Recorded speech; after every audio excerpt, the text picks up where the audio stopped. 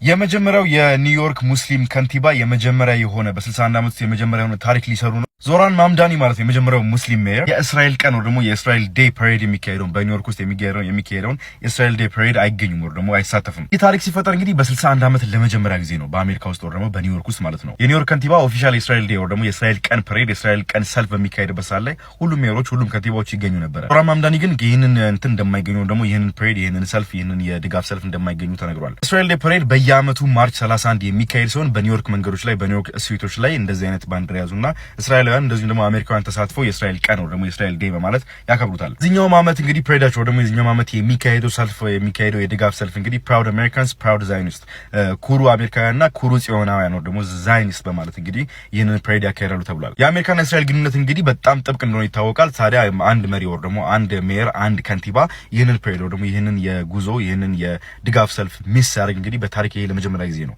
ከ61 ዓመት በኋላ። እዚህ መረጃዎችን ማግኘት የምትፈልጉ ከሆነ ፕላስ ምልክቷን እየነካችሁ ቤተሰብ መሆናችሁ እንዳትረሱ።